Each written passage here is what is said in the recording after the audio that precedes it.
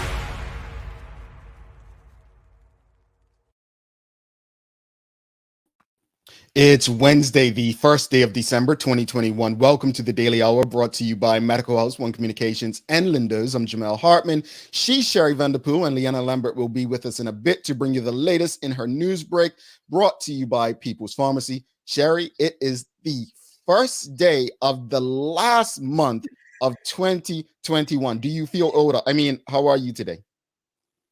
I don't feel older, and I feel great, and I actually feel tall, Smalley. No. And approach with caution, Jamal. Can I say, we have caution. perfect people on to discuss my vertical disability this morning. Yeah. And yeah, I'm just gonna put that on my daddy. My vertical disability, his shorter than me at this point. Yes, I know that's, you all are probably thinking, how is that possible? Yeah. So I'm not gonna put it on my mom, I'm put it on my daddy. So Daddy, Sherry's making fun of you, and I know you like Sherry. I know you think she cool, but she's making fun of you when she talks about my vertical. No, I'm not. Mr. Okay. Bridge. Oh, okay. Well, all right, Bridge, check her. Anyway, good morning, everyone, and thanks for making us part of your daily routine, despite her rudeness. Another good one today as we welcome Morrisa Rogers and LeRoya Hardtman on to discuss International Day of People with Disabilities, the Daily Play. Now, Sherry didn't see this one coming, folks. Daily Play. Well, it's December, so it'll be holiday trivia here on out for the entire month. So let's see. That's right. And I weren't gonna tell her, no, we're not gonna do that, because she wants to make fun of me every day. My height, I gotta get her back. You know how this works. Okay. You know how this works, yeah. Come on. So, folks, yesterday, Sherry called me names when we got off air, right? It really hurt my feelings. But basically, we were supposed to talk about one thing, and we literally went off. That's the first time we went off track, honestly. And so today we're bringing it back home, and we'll have a conversation about what we were supposed to discuss yesterday. Good morning to you, James Birch, and good morning, Raquel. Thank you so much for joining us. And before we get into the question today, I just want to thank everyone, because we often forget to thank the people who tune in on bcgradio.com. Thank you for tuning in. I know many people who tune in there can't watch at work and can't watch while they're driving, so they use their data to listen to us. So we appreciate you. We haven't forgotten about you, and we thank you for tuning in on BCG Radio, where you can just hear us and don't have to see us. I know it's hard looking at me for an hour, but let's get to the conversation, Sherry, because it's definitely overdue. And basically, the question's very simple. There was an article on Sunday. I shared it with you guys, Sherry. About the company is called Lush. Now, I had never heard of the company, and maybe that's because it's a company that I probably don't purchase from. Lush is a cosmetics company, but Lush Cosmetics, basically, they're quitting social media to bring awareness to mental health. And we can share these articles, but they said in a statement on November 26th that they'll be deactivating their Facebook, Instagram, Snapchat, and TikTok accounts. They pretty much feel that those social media platforms have been harmful to the mental health of young people, especially. The article goes on to say that they will be keeping certain social media platforms like Twitter to answer customer queries.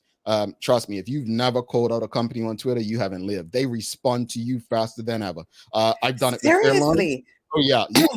Delta and JetBlue follow me because I kind of reached out to them on Twitter. Like they respond on Twitter faster than 1-800 or going on their website and hit chat, because social media is very public. So that's your quick tip and hint for today, that if you want an answer Okay. from a corporation, go on Twitter and just tag them in whatever your question or complaint is. They'll get back to you. So they're going to keep Twitter, but also they'll keep YouTube as well. So Makes sense. the question to the audience this morning is, do you believe, because this is huge, right? This is a big move. This is a big move. This is a big move, right? This show is on social media. Mind you, if we had it our way, just being frank and honest, we would prefer our audience tune in via YouTube.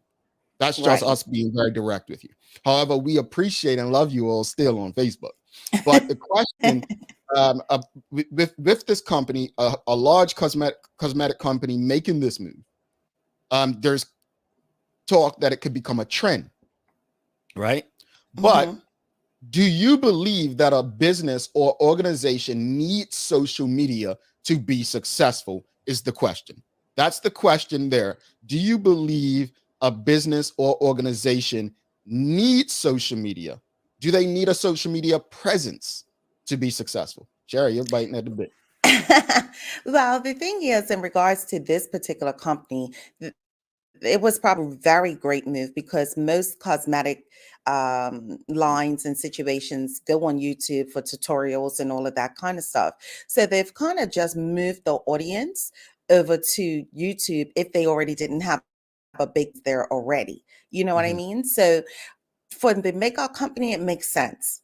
Most young persons are going to go there to look at their tutorials, see what new products are out and all of that kind of stuff, if that's who their audience is. I do feel that business nowadays needs some type of social media presence. Do they need to be on all platforms? That may be up to debate. I think they do need it to be somewhat successful, because that's where everyone is purchasing stuff. When you look at, business in Bermuda, a lot of people's like, oh, where can I find them? It's like, oh, you got to go on Instagram. They're like, ah, really? I'm like, yeah, that's where it is. You got to order through Instagram. But it again depends on your audience and somewhat your age bracket. My father is not going to go on Instagram to order anything. He's going to come through me to do it. You know what I mean? So I think they do. I think organizations need it for a presence, and the presence will make them successful, if that makes sense. Yeah. Let's go to the audience. Kathy Brumby says, good morning. At the moment, yes. The Chico Trot says it really depends on the company and, more importantly, their target audience. I definitely think it falls in the depends area. We asked the question on Instagram, as well as the Bermuda Communications corporate page on Instagram. Do you believe a business/organization needs a social media presence to be successful? So far, 48% have said yes, 10% no, and depends 41%. So more people haven't said yes, which is interesting. But here are some of the comments from LinkedIn. Teresa Stewart says, this one really depends on the target audience and where they hang out, whether online or off. If they do hang out online, having a great presence on primary platform their audience uses will help them in the long run. Folks should also be ensuring their email marketing strategy is complete and that they consistently touch their audience's email box. Another comment from Misha Fubler says, I don't think it needs to be a pervasive, i.e. on all social media platforms, which I think you just said, Sherry. But I guess he means, but it should definitely be able to look up, but I should definitely be able to look up your business online and get a feel for what the company is about.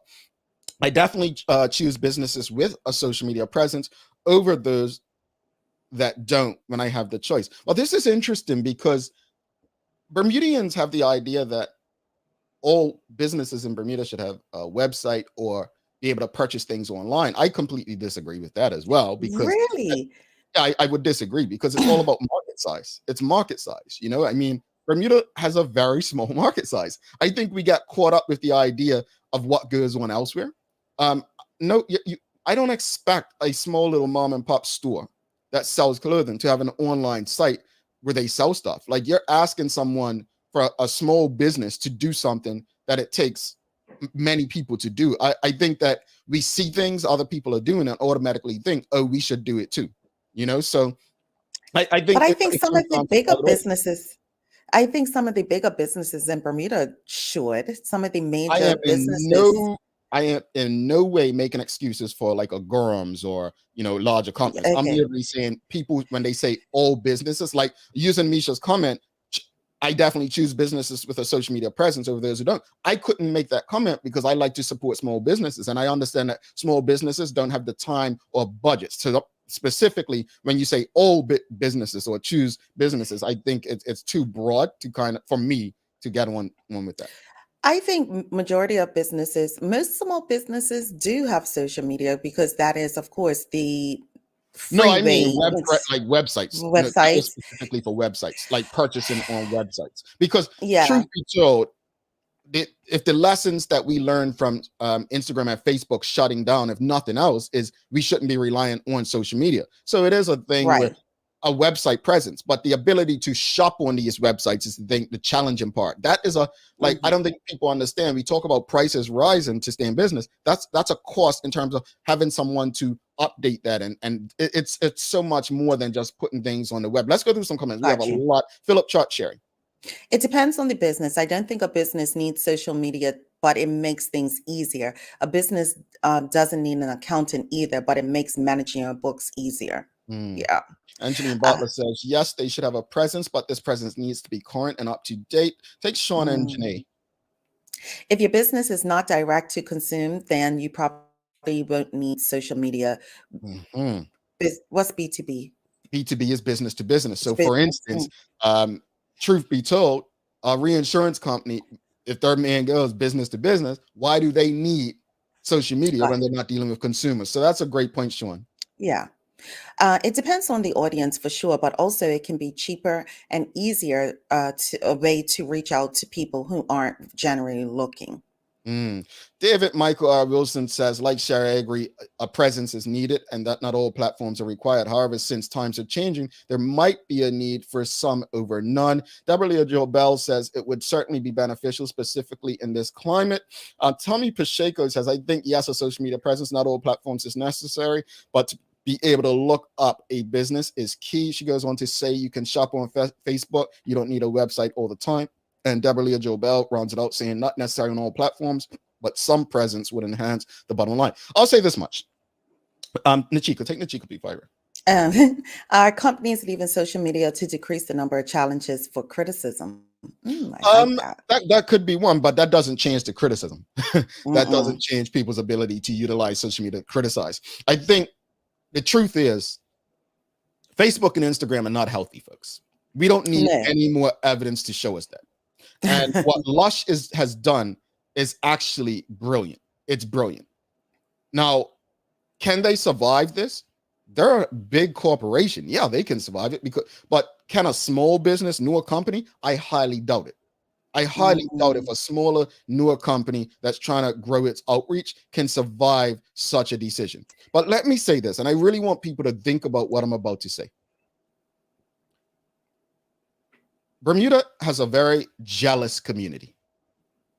Yeah, I'm not holding back on that.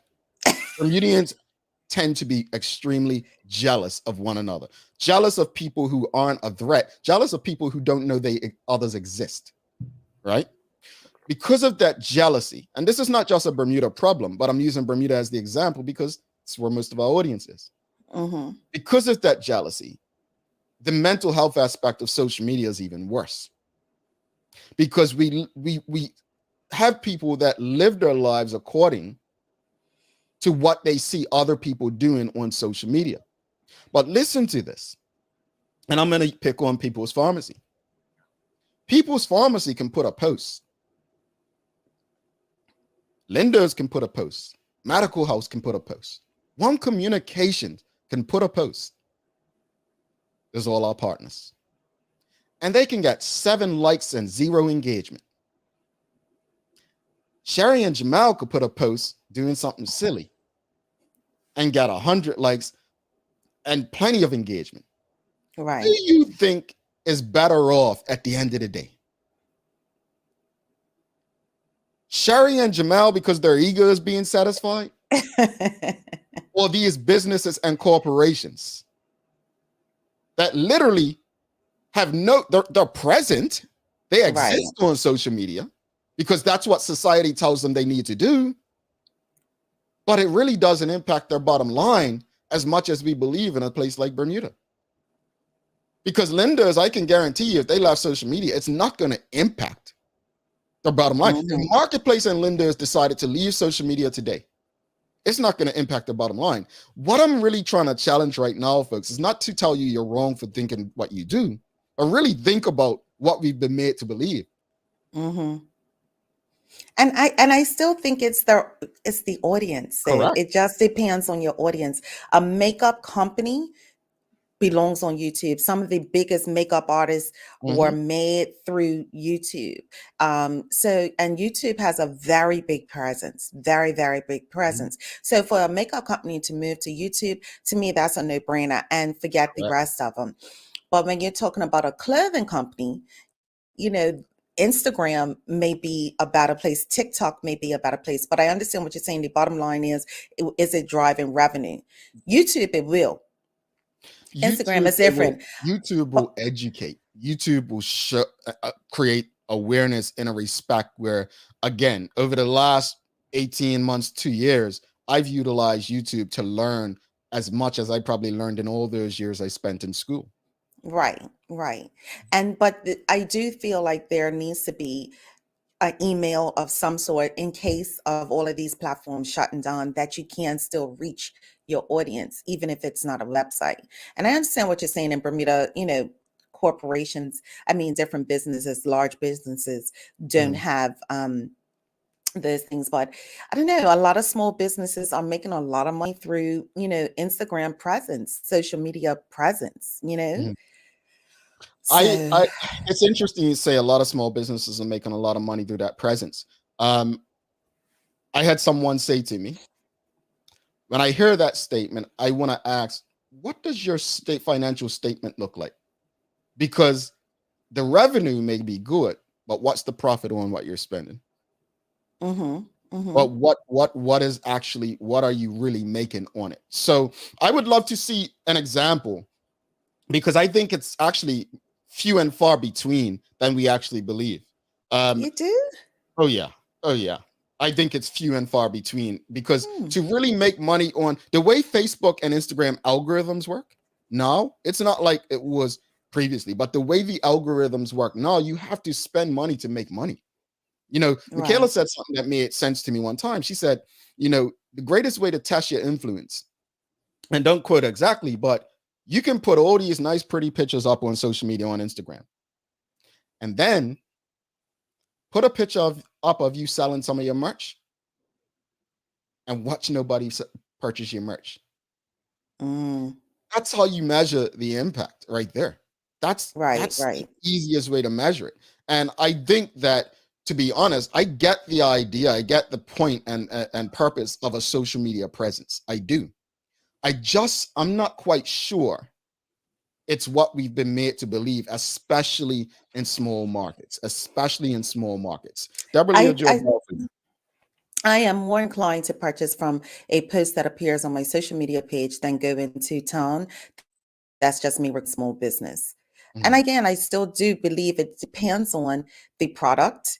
If you have something that's made in Bermuda, your audience, and your consumers are going to be in Bermuda. If you're in the States, that's a whole different, genre, or not genre, but a whole different platform within itself.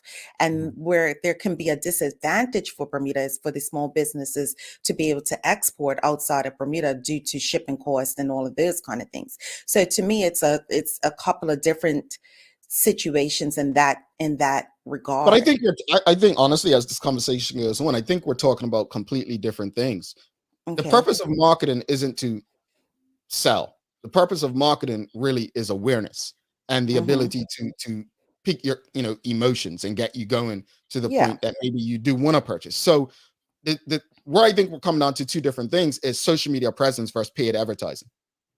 Because what I see on my social media, for instance, being in the US, is I don't know why they keep hounding me and bothering me, but podcast equipment and Cole Haan keeps coming up on all of my Google ads, right? Right. I've never ever, and this is because of who I follow, I guess. I Yeah. follow things that inspire me. So I wouldn't necessarily come up against something that's trying to sell me something. Mm-hmm. Right. So I wouldn't know. I couldn't. I would have to take you all's word for it. Whether someone putting a small business putting a candle up is going to make me want to purchase it. I'll use the young lady. She came on this show. I think it's pronounced Shazuri. Right. I love Mm-hmm. what she's doing. I love what Dove and Butterfly is doing. Do I think The social fly. media has Mm-hmm. helped them? Hell yes, Mm-hmm. absolutely. Social media has given them life. Those businesses, and I'm proud to see it.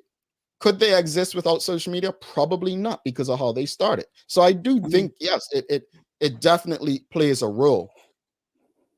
Again, I think, to agree with Sherry, it may come down to who your target audience is, It what is. industry and product you're serving as well. I'm just not quite sure that and also which platform, social media platform. I'm not quite sure there's a business that has made me believe that I would not support them Mm-hmm. if they didn't have social media, because I don't follow their business pages. But also, Right. there's probably not a business I would support because of the social media, but that's just me. I'm not a shopper Mm-hmm. like that. I like what I like. I'm a creature of habit. I want to go to these comments though. Kathy Bromby says, in New Zealand, I think NZ stands for, they're making all government departments, banking and stuff online. I said, how would blind people cope? And a lot of companies do this as well, making changes that affect elderly people. Mm-hmm. Sam Cat Place says, thank you, Jamal. Why folks have to be so jealous? And Tommy Pacheco says, accurate, Jamal. Jealous and competitive is true. Sean Smith, Sherry. You are correct, Jamal. You have to pay on these platforms to get your products in front of the right eyeballs. Yeah, I mean, honestly, the way algorithms work, it's not as easy as just being on social media. When you Mm-hmm. go on social media and see a company having so little likes or engagement, that's because they're not paying for their presence to be promoted and up there with others. Like it's much more to it than a social media presence, as we've been made to believe. And again, I think it just all depends, because if I'm correct, I want to say Dove and Butterflies says she's never paid for marketing. I mean, and that is just, a small business in the larger of things. But I don't know. I still think that it just depends on your audience and who you have in that following that is in your word of mouth. And again, I still think it's two different places. When you talk about United States and you talk about Bermuda, I think it's still two different things. Like Mhm, itself, I like Instagram and social media. I wouldn't purchase clothing mhm, off of those websites. But if my, Forever 20 or one of them, lead me to the website, I've already used them before, Okay, but so here's the final question before we bring Liana in for the audience. mhm. Are you influenced by ads on social media or not? Yes, or just a quick yes or no. Just answer yes or no. Are you influenced by social media ads? Yes or no. And I'll read Philip Trott's comment real quickly. If your online presence is built correctly, people with vision disabilities can manage with screen readers. If accessibility is a concern, you should reach out to experts to get it done right. Agreed, Philip. Mhm. That's true. I mean, there are ways around that to make sure that it benefits everyone. So the question was just now, are you influenced by social media ads? Like, does it make you want to purchase something? Yes or no? And here are some of the answers we've received so far. Nachiko Trot says no. Tommy Mm. Pacheco says no. Emily Gail Dill, Mark's Arthur C. Phillips says yes.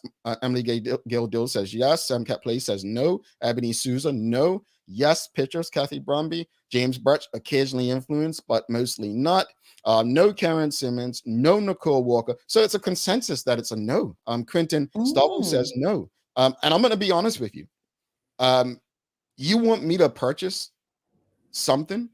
Honestly, let me know how it benefits me. And it takes conversations for me. It Personally. depends on your audience when you're looking No, I'm at talking about me the personally. I'm not talking no, about other people. I'm talking about the answers of no. It depends on your audience. And if you She's and basically your calling age.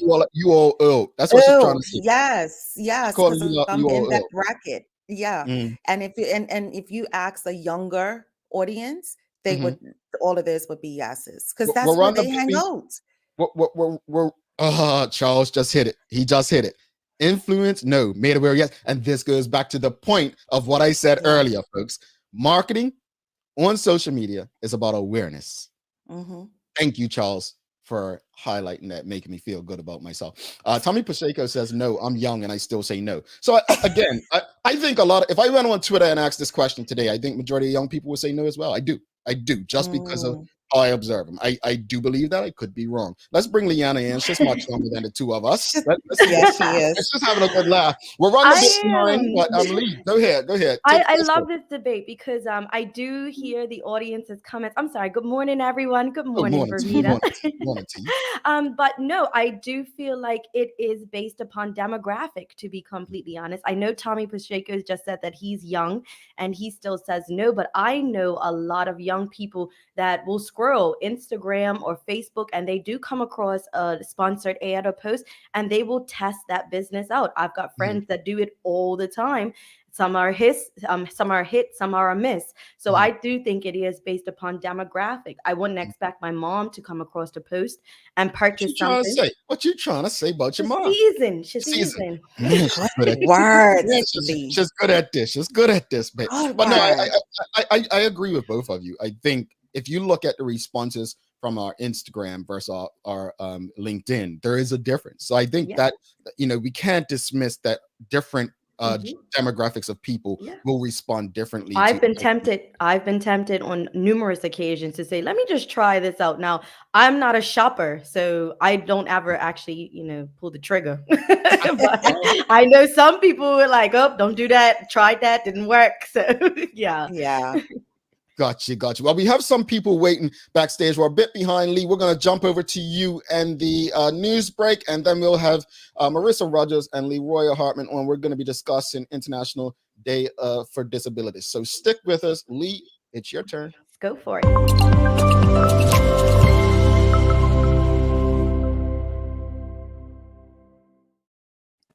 Thanks, Jamal and Sherry, and happy hump day to everyone that's tuned in with us today. I hope you all are having a great start to this bright and sunny first day of December. I'm Leanna Lambert, and it's time for the Daily Hour News Break brought to you by People's Pharmacy.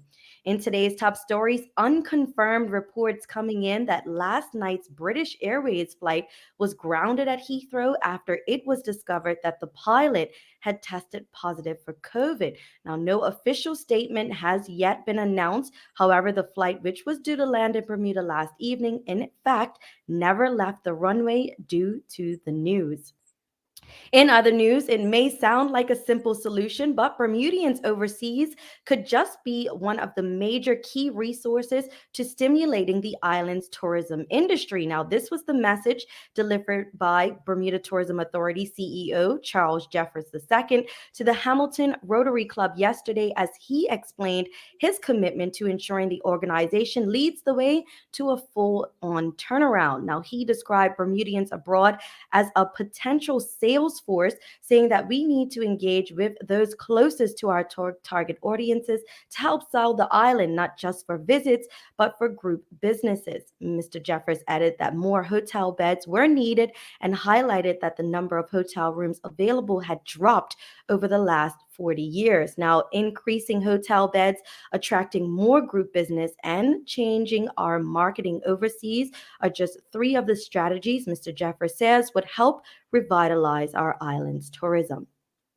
Meanwhile, if you were thinking of traveling for the holidays, you'll feel a little at ease as airline services seem to be getting an added boost with flights between Bermuda and Miami due to increase next month, and 2 scheduled flights to the Azores are on the calendar. American Airlines is expected to add additional services to Miami with flights on Saturday and Sunday beginning December 18th, while daily service to Charlotte will continue except for December 19th and 26th. Now, the SETA service to Ponta Delgada in the Azores is making a return to the schedule with flights on December 10th and 17th, while Air Canada is scheduled to increase their service to Toronto with a Friday flight in addition to a Sunday one on December 17th. Now, for more flight info, just head over to the Skyport website. Bermudian Kamal Lavruck has been appointed to vice captain of the Florida Scorpions cricket team, which also includes Bermudian Delray Rollins for the 2021 edition of the U.S. Open Cricket T20 tournament, which will be held in Florida next month. Now, Lavruck, Rollins, and their teammates are expected to open up their tournament next Monday, December 6th. And if you haven't done so already, the online link to nominate top local athletes for the Bermuda Annual Sports Awards is now live, and the deadline for nominations is December 31st. Now, although sports has felt the effects of COVID-19, a spokesperson said that there have been some outstanding performances locally and internationally by our athletes. Sports Awards is organized for the purpose of identifying and recognizing the distinguished achievements of Bermudians in the field of sport. Taking a look at today's weather, we have a high near 70 and a low near 61 degrees. We experienced early clouds with possible sprinkles this morning, but it all turns to bright skies as we'll see plenty of sunshine today. Winds remain nearly calm while high pressure passes right overhead today. On Friday, it will turn briefly wet and breezy as a series of fronts skirt by our northeast. Weak high pressure then builds in briefly for Saturday. That's all for our daily hour news break brought to you by People's Pharmacy. But before we go, here's your little helpful daily tip from your favorite community pharmacist. The cough, cold, and flu season is here. Stock up on echinacea, zinc, vitamin C, vitamin D3, and of course, remember, eat healthy, get quality sleep, and spend time in fresh air with healthy sun exposure. Be sure to discuss the best methods to keep your family safe this flu season with our trusted pharmacist. Now let's head back to Jamal and Sherry in the studio for today's Daily Focus. All right. So you mentioned something in your news break about nominations for Sports Person of the Year. Yes. And I'm just, quick question, serious question. Don't laugh at me. Do not laugh at me. Put on your hats. Because If poker can be considered a sport, why can't talking be considered a sport? Why can't we be entered as Sports Person of the Year? Sherry, I'm leaving that for you. I think you should take that one. No, because I'm gonna start saying things that he's not gonna like. God, we're gonna have to have a whole conversation off air. Yeah, and we don't have time for time. We don't have time. We've Jamal. got people waiting in the back, like you said. Let's just breeze past Move that on. one. Yeah. Swerve. Okay. Well, have a great day, Lee. We'll see you tomorrow. We have some people Lee, backstage. Lee, shut that down. Swerve. Yeah. I mean, I was nominating you guys, but whatever. Have a good day, guys. Later. Thank you. See you tomorrow, Lee. All right, folks. We have some folks waiting backstage. Very important conversation. Karen Simmons says, is sports competitive in nature? Yeah, we're competitive. You don't see Sherry and I battling it out mornings. Like, we just had a fight this morning over social media, folks. Like, come on now. This is a sport here. Like, I mean, mind you, I'm the champ, but that's neither here nor there at this point. That's a quick commercial break. And we'll be back with our guest for the day. The champ is here, folks. This month, we're featuring just a small sample of the diverse range of products produced by Stonewall Kitchen, a family business which started up in 1991. Initially known for their artisanal jams, they were determined to diversify their range and now ship a huge variety of premium condiments to 42 countries. Try Stonewall Kitchen's roasted garlic onion, maple bacon onion, strawberry apple, rhubarb, and wild Maine blueberry jams, red pepper and hot pepper jellies, bourbon pecan caramel, and caramel dark chocolate sea salt sauces. Lindo's, why go anyplace else? Mom's celebrating her 70th birthday next month. Have you noticed her age is catching up with her? Yeah. Plus, she's having a hard time getting up and around like she's used to. I would sure hate to see her fall. At Medical House Limited, we can help make life situations easier. We have electric beds, motorized scooters, bath stools, walkers, you name it. Mom's been real good to us. We'll get her birthday and Christmas gifts from Medical House. Medical House has relocated next to the Dendytown Field, number 6 Bakery Lane, Pembroke. Telephone 292-3622. All right, welcome back to the big show. She's Sherry Vanderpool. I'm Jamal Hardtman. It's the Daily Hour, brought to you by Medical House, One Communications, Lindos, and People's Pharmacy. Before we bring our guests in, just want to say, James Burt says, the Daily Hour ad break is my cue to jump on my bike to work. Well, James, my apologies that we probably made you late to work today, because yeah, we're a bit behind, but yeah, that I'll take full responsibility. That's not Shara's fault today. But let's welcome Morrisa Rogers and LeRoya Hardtman to the show.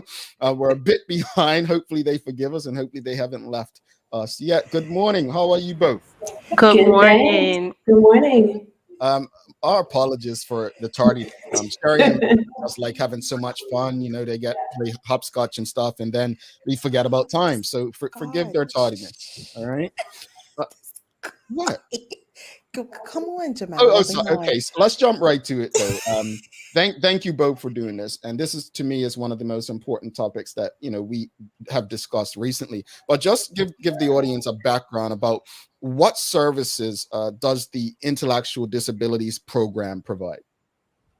Sure. So Jamal, I'll say intellectual disabilities. First of all, most people will say, what is that? You might have heard learning disability in the past, but essentially it's those that have an IQ that's lower than 65. And typically an IQ lower of 65 means that you're unable to manage complex tasks and ideas, or maybe communicate them in a way. So we are supporting those in the community that are unable to operate at a level that is considered normal, which is usually more like 90 IQ. So the services we provide are residential care. So we have group homes that are supervised in the community from east to west. And they have supporters there. We also provide a day service. We call that New Dimensions. Mm-hmm. We have those who are there, RAC services. And then we also have a community team. And that's our newest addition to our services, because we recognize that with our residential, there were people that were part of our service, but those who are in the community were struggling to get that support. And so in April, we started that team. And essentially anyone who needs that service that has an intellectual disability, we work closely with Aging and Disability, but they can refer themselves. And we provide not only nursing care, but also vocational support. So is there any need for someone to be employed or to look for employment? And as well, we are also ensuring that if there's any physical needs, so occupational physiotherapy, speech therapy, who are coming onto the team, but we're really wanting a full and well-rounded service. Interesting. That covers a lot. How do you wish to see your clients supported in the community? And I want to, well, before we even answer that, IQ, you said lower than 65, right? Yes. The first time I heard of IQ was in sports IQ and so on, like a quarterback having a certain IQ. How does it, if someone wanted to get an IQ test, how can they go about, do you guys offer those services? So we do some IQ testing, actually. What usually happens, however, our services, and I should have been clear, are for those who are 18 and over. And so typically there would have been some level of testing at an early age, because if you have an intellectual disability, that's something that emerges before 18. So it wouldn't include acquired disabilities that might be because of a traumatic brain injury, or even due to, let's say, stroke, if there's some changes, any neurological issues. So that testing, we can do it, but typically it is done as part of a comprehensive assessment at a very early age. All right, got you. And to the first question I asked, how do you wish to see your clients supported in the community? I'm going to throw that one over to LeRoya, Ms. Hardtman, because she's our social worker on the team. She's passionate about it. When I think about our clients being supported in the community, what we try to do is ensure that our clients have opportunities to be engaged in activities. So it may be programs in helping them to learn how to shop for themselves. We do have clients that are employed through different agencies in the community. DEMCO is someone we work very closely with. And so they help our clients to develop skills. So when you purchase flowers, when you see the plastic wrappings that's on the flowers, our clients do that. We have clients who put stamps on envelopes for different companies. So we just want our clients to be as engaged in the community as possible. Our focus is that the community not focuses on what they cannot do, but rather the skills that they can do, because they have a lot of great skills. They just need the opportunity to showcase those skills. So we want the communities to support them by encouraging them, saying good job when you see some of our clients packing groceries or doing other activities in the community. Awesome. You was going to say something, Jamal? No, go ahead, Shay. Okay. December 3rd is the International Day of People with Disabilities. And the theme this year is fighting for the rights in the post-COVID era. How does Bermuda Hospitals Board plan on highlighting that theme this year? So this year, I see Morrisa keeps throwing these questions at me. So You know what? I'm just going to pause because LeRoya Hardtman is actually the lead for this event. So this is her opportunity to talk about what her committee's been doing. She has pulled together not only BHB, but multi-agencies, those who are involved. So yes, I do want her to talk about what she's been doing. So please let us know. I'll start by saying, Sherry, some of the challenges that our clients have had in particular dealing with COVID-19 is, of course, we know sometimes things change very quickly. So, for example, we may get a notification from government that's saying as of Monday there's going to be a new curfew. So what we've had to do is support our clients in understanding these changes. So for individuals who take longer to grasp these concepts, we have to make sure that we put things in place to ensure that they follow the rules as much as possible. So what we've been doing is, talking to different organizations about important things like putting signs up. So things that we may take for granted, like a sign on the door that shows someone wearing a mask. Our clients find that helpful because they look, they say, "Oh, mask, okay." Even when you go to the grocery store and you see the dots that is telling you where to stand, things like that are very helpful for our clients. And so it's just bringing that awareness to organizations and others in the community, that while these things may seem insignificant to us, they're very helpful for those who take a longer time processing these changes. Interesting. For me, I don't think if Jamal knows this about me, but my master's is in rehabilitation counseling. I will focus on disabilities. So the American Disabilities Act, I'm sure, is very prominent out here. What kind of things do you take from that act to help the community to be more sensitive to what is going on in Bermuda? So it's very interesting because we are currently working with the Ministry of Social Development and Seniors and other agencies in the community to put together a national plan for intellectual disabilities. The American Disabilities Act speaks specifically to inclusion for all disabilities, so physical as well as intellectual.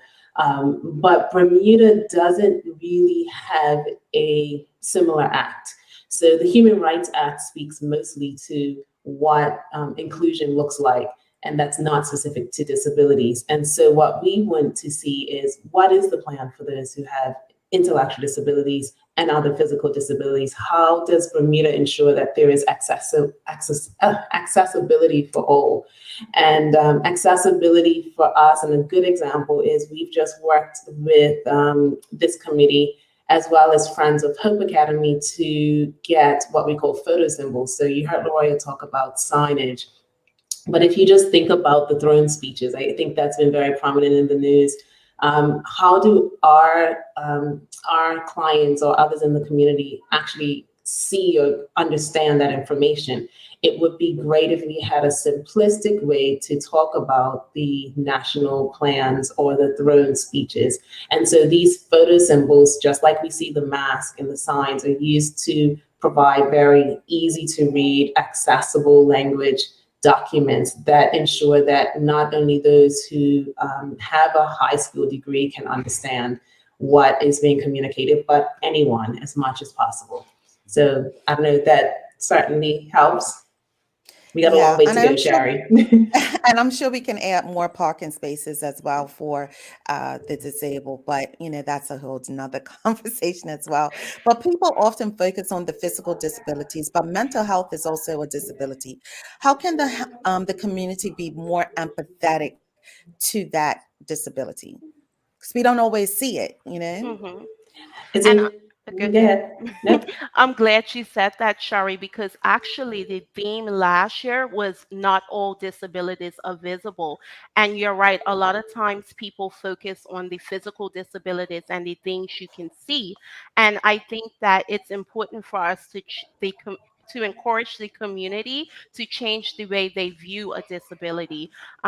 Disabilities, it's just someone having a challenge in a certain area of their life. So it doesn't mean that they can never do these things. It just means that they need support to do that. And so if we shift the way we think about the word disability and what it means, then I think that people would receive those who have disabilities more positively.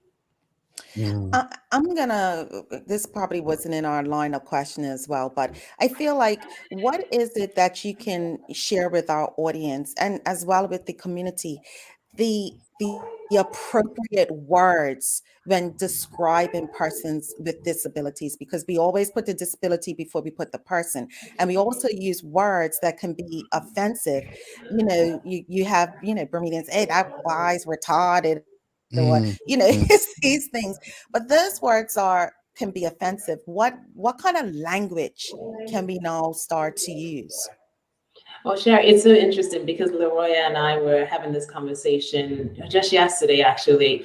I think what's most important is a shift of mindset, because I do recognize that sometimes the language changes so often. We call our clients service users today, next day they're clients. There's neurodiversity out there. There's lots of words, and sometimes people get so focused on all the changes that it becomes overwhelming. But if we shift our mindset, as you said, it's called people first language. So really it's, someone that has a disability, someone who has experienced trauma, someone who has had a mental health episode. It's still a person, it's a period of time, but it doesn't mean it's an all or nothing. And so if we think about it, as LeRoya mentioned, it's not an all or nothing. We recognize that there is periods of time.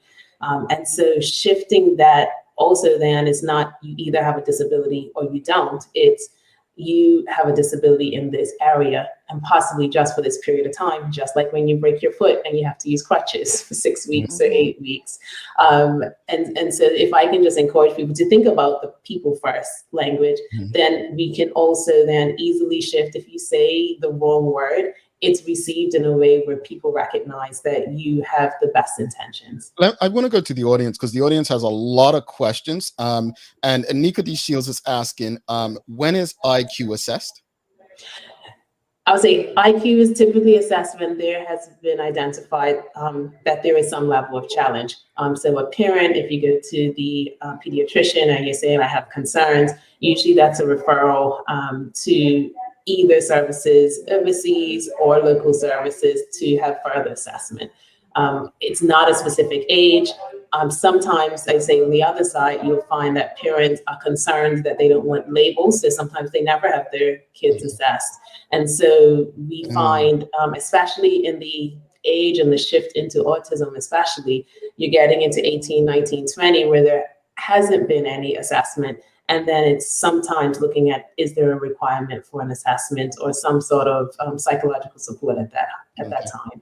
We have the exact same question from two people in the Chica Trot. What percentage of our community is considered to have an intellectual disability? And Anika, the Shields rewording, what percentage of our population is considered to have intellectual disabilities? So, tough question. What we say is that there's probably about 500 people in our community, so it's been around 1%. We have often had challenges trying to get that detailed information because we don't have any survey that particularly ensures that we cover that. In the throne speech, you would have seen that they're looking to have a register of disabilities. And that is one of the reasons, because if we as agencies in the community are going to provide support, we need to be able to plan for what's out there. And we really don't have that concrete information. And so that is one of the things at the root of the plan, or having a national plan for our country, so that we can start to look at how we can develop services and the best quality services for those who need it. All right. Nachika Trot's asking another question. Are there plans to develop legislation similar to the American Disabilities Act? I think we need something more than what is in the throne speech. Obviously, you're not politicians, but are you able to push for something like that, I guess? That's exactly it. So, if we can say there were those who work in the community, so Dame Marjorie Bean Academy, KMCC, or K. Margaret Carter Center, as they know, Vinreach, Bermuda Hospitals Board, and then we've also had some family involvement. We all just got together and said, what can we do? So we took time to come up with what we thought would be a plan where we should start, how we can advocate and push for these services. And then we've worked with the ministry to ask for it to be a national plan. So right now it's a plan. We think it's a great idea, but we're advocating that it be a plan that Bermuda will take on and look at how we put together legislation, because our legislation is very disjointed at this time. Some of it is in the human rights, some of it is in health, others are dotted across the board, but it's not targeted. And we do need something that speaks specifically to how we ensure we protect this vulnerable population. Indeed. A couple more questions. Karen Simmons asking, the invisible disability / challenge is not talked and educated about. How do we do this? LeRoya? Oh, wow. Very good question. So I think that it's just, well, you're right. We do need to have this conversation more often, but we need to just get the information out there about what it means to have a disability. I know we've tried to do some of that through different education within BHB, but definitely we need to do that more within the community. Mm-hmm. Unless the questions just keep coming. You guys are popular this morning. Kathy Brumby, she's asking, what about people who suffer with sight who cannot read on Bermuda government website due to the darkness of their website? Ooh, that's a good one. Essentially, we are talking about all disabilities, and so some of that accessibility, even with photo symbols, we're looking to ensure that there is audible information that someone can use. There are accessibility areas within iPads and other media devices, and so that is something, again, that we're looking to have streamlined, so that when we are putting together these platforms, we are almost having a bit of a checklist to ensure that they are very inclusive, so everyone can be involved. So even with the December 3rd event, we have certainly included those entities as well. Indeed. And one final one, Anika D. Shields, there are a large number of homeless on island. Some people who seem to have, some who seem to have intellectual challenges. How can they be serviced? Social worker, no, please do. So there's actually an organization, Aging and Disability Services, who is available to those who have never been in contact with any services. And what they'll do is they have wonderful case managers who will assess what the needs are and then refer them to either us or whatever agency is available to meet their needs. Again, like Morrisa said, we have our community team as well. Keep in mind as well, people also have the option whether or not they want to engage with us or not. So sometimes we do have people who are referred to us and may not want to engage in services, but definitely Aging and Disability Services is there to provide support, as well as us and other organizations in the community. Okay, thank you for that, Sherry. Any final questions? Yes. Yes. Where can people sign up to volunteer in this community? Because this community is just so big. So Yeah. you can always contact Bermuda Hospitals Board to see if there's an opportunity to volunteer, but mostly it's with the individual agency. So VinReach certainly, as a community charity partner, they will be always looking for volunteers. And then you have typically other events that, Dame Marjorie Hope or KMCC, Special Olympics. It's not necessarily a whole big entity with BHB, but the area where you believe you can make the most difference. So you will see certainly more information coming out on social media with the calendar of events. BHB has their website. And if you feel that they're speaking to something that you're passionate about, certainly please volunteer your time, because many times those who are in this community can't afford to pay for these individual services, and so they're provided for them.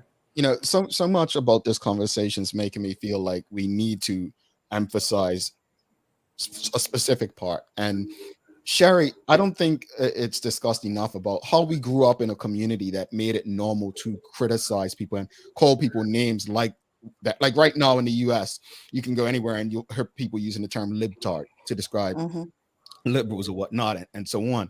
And I think that the earlier we catch people and educate the community, the better when it comes to that kind of stuff. But that said, one thing that stood out to me is about disabilities, not all of them being visible.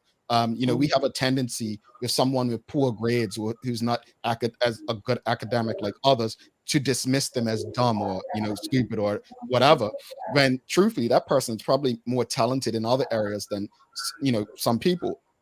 I guess my question is, how can we as a community, right? Because I always ask questions like this because I don't think the onus is necessarily just on the professionals, right? There are grown adults who know better. How can we as a community get to a space where we can normalize respecting people who are different from us without even knowing that they may have that disability? Is there any advice you can give us off the top of your head in regards to that? I would say that, one, to educate yourself on what disabilities are out there. Educate your children. I'm constantly talking to my child about differences and respecting differences, not even just in general.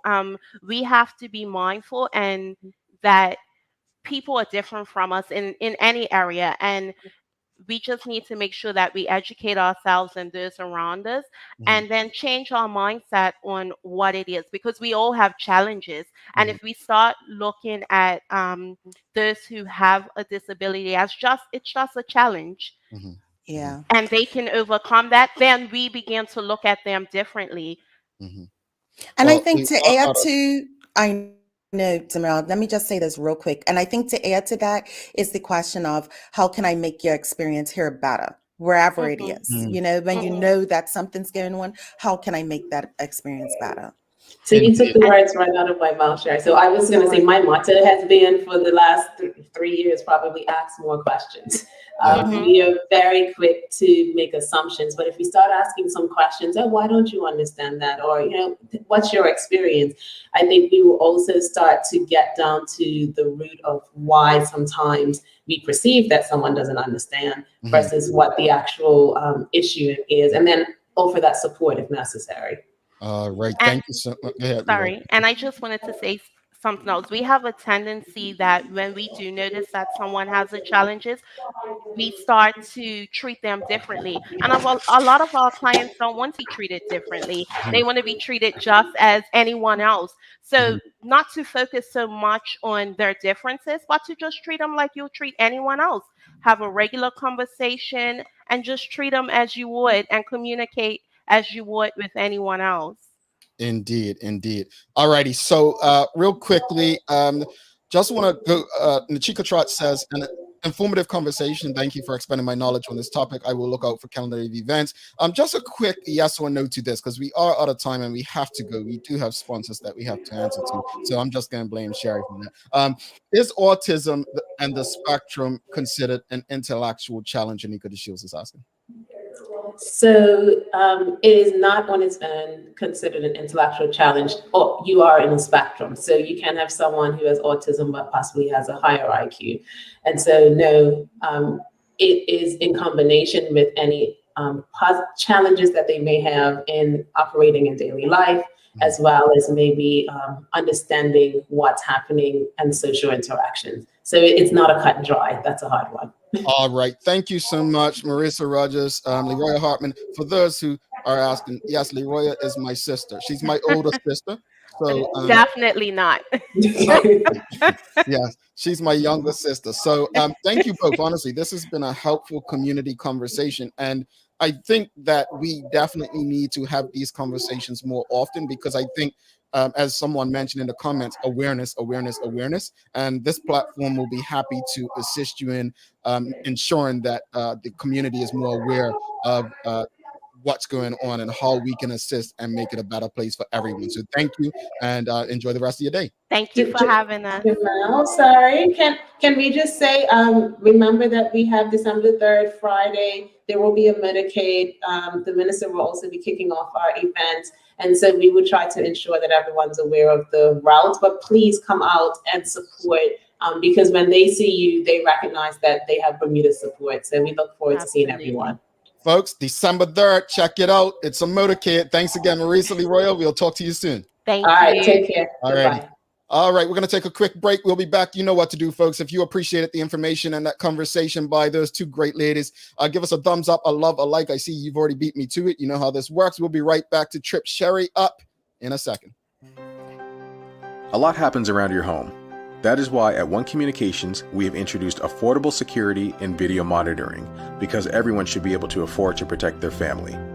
Anytime, from anywhere, One Home Security keeps you connected and puts security in your hands with an easy-to-use smartphone app to control everything. Home security is important to keep you and your family safe. Motion-activated cameras around your home and security monitoring within create a complete security system providing protection both inside and outside your home. Professional monitoring means that there's someone on call with 24/7 protection to notify the authorities and help keep you and your loved ones safe.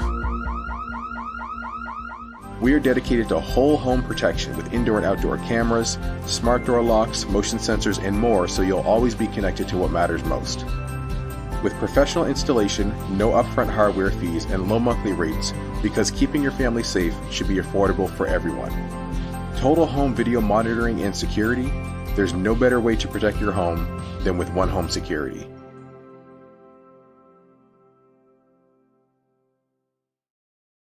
All right, welcome back to the big show. Thanks again to LeRoya and Morrisa for stopping by and having that rather important conversation. Get out December 3rd, support them, folks. Thanks again to People's Pharmacy, Medical House, Lindo's, as well as One Communications for assisting us in what we do. I'm actually looking for my script, folks, for, here we go. Time for the Daily Play, brought to you by Heineken 0.0. Great taste, no alcohol. Yeah, I need a script for you all. Sherry, it's time. It's okay, let's go. Here we go. Help her out, folks. You know how this works. What Christmas carol contains the line, quote, "Let earth receive her king"? And Silent Night. No, it wasn't Silent Night. Say it again. Oh, what is it? Say it again, Jamal. What carol contains the line, quote, "Let earth receive her king"? End quote. Holy Night. I can't remember. Let earth receive. Joy to the world. I think everybody got it. All right, here we go. Final one. I'm gonna give you another one to make up for that. In "O Come All Ye Faithful," what town do we come to? Bethlehem. Dang, my goodness. Oops, wrong one. Folks, I tell you, she's a hustler. She knew it was two questions this morning. She's hustling. All right, it is Bethlehem. Quick wrap up, Sherry, in the most concise manner. Any thoughts on today's show? Know your audience for social media. Respect those with disabilities. That's simple. I concur. I echo what she said. Thanks again to the guests today. They it was a really helpful conversation, LeRoya and Morrisa. Folks, get out there, support folks, and be respectful of people. Look, man, if somebody hasn't done you wrong, caused you any harm physically, mentally, emotionally, just show them love, respect them. It's easy. It's easy. I know you've got some daily inspiration before you head out. Yes, in order to carry a positive action, we must develop here a positive vision, the Dalai Lama. I appreciate that one, folks. They are all laughing. I think they're laughing at how quick you got Bethlehem and how you're hustling because, she did good, folks. Hey, folks, tomorrow we have another good one. Then we'll be ending the week with Eugene Dean and the pandemic. And it should be an interesting conversation. But thanks again to our partners, Medical House One Communications, Lindo's, and People's Pharmacy for ensuring that we're able to do this with you on a daily basis. As always, we appreciate you. We love you. And we thank you for making us part of your daily routine. If all goes well, we'll be back to do this again with you tomorrow. She's Sherry Vanderpool. I'm Jamal Hardtman. My friends, please do make it your best day yet. Peace. Bye.